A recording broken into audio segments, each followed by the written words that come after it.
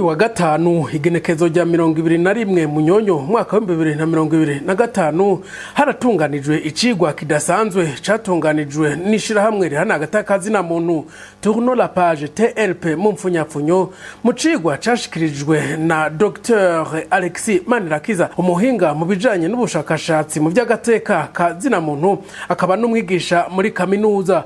Muri ico cigwa cariko kirashikirizwa abamenyesha makuru bava mu menyesha makuru bitandukanye y'abamaradiyo amateleviziyo n'ivyandika bariko barashikirizwa mabi akogwa n'ugwaruka rw'imbonerakure na cane cane ku mbibe Uburundi buhurirako n'igihugu nka Republika Iharanira Rusangi ya Kongo hamwe n'igihugu kibanyi c'u Rwanda. Kubw'uyu muhinga Dr Alexis Manirakiza ahanini agaruka kuvyo bari bateguye muri ico cigwa.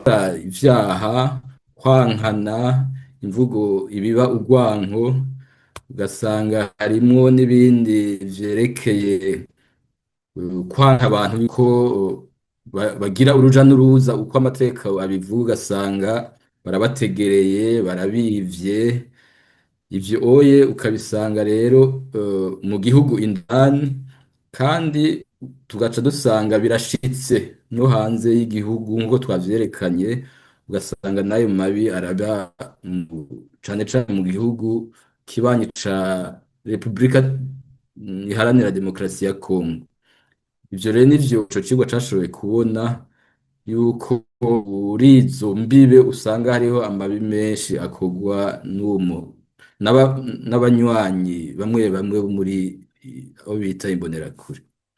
Uyu muhinga asanzwe anakora ubushakashatsi mu bijanye no guharanira agateka kazina muntu aragaruka ahanini kubakora mwe nayo mabi na cane cane yo kunyuruza abantu kubica kubafungira ubusa eka mbere no kubaburiza igufa ko igihe kizogera bakabibazwa atavyo kwitwaza ngo batumwe n'ababarongoye aho ababikora bazokubitwa intahe mu gahanga icese atakuvuga ngo baratumwe. Izo mbonerakure zobimenya yuko igihe ubutungane bwakoze bukabakurikirana neza batazoja kuvuga ngo twe twabikoze umuntu ntatuma gukora icangwa aja gukora.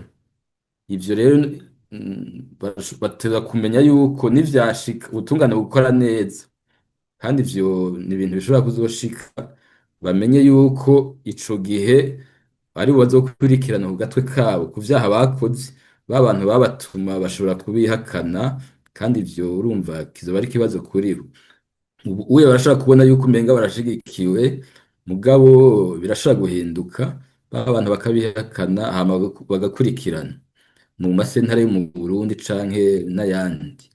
Ivyo rero n'ingaruka ikomeye kuri abo bantu bakora ivyaha kubera batumwe n'abandi bantu. Imipaka ihuza igihugu c'u Rwanda n'u Burundi ikaba yugawe ku igenekerezo rya 11 ukwezi kwa mbere mwaka wa 2024. Uburundi bukaba bwagiriza igihugu kibanyi c'u Rwanda kubika bashatse guhirika ubutegetsi mu mwaka wa 2015 inyuma y'ikiringo c'umuhisi Petero Nkurunziza abaciyamiriza bavuga ko kidakurikije amategeko no guhonyangwa amasezerano y'Arusha. Igihugu kibanyi c'u Rwanda naco kikagiriza igihugu c'u Burundi kubika abakoze itsembatsemba ihonyabwoko ry'abatutsi mu Rwanda mu mwaka wa 1994. Inyuma yaho hakurikiye kubasuma mbike hagati y'ibihugu bibiri Republika Iharanira Rusangi ya Kongo hamwe n'igihugu c'u Burundi aho ingabo z'u Burundi zatanguye kuja icese muri Republika Iharanira Rusangi ya Kongo bavuga ko bagiye gutuza abagwanyi na cane cane Red Tabara bavuga ko ufashwa n'igihugu kibanyi c'u Rwanda.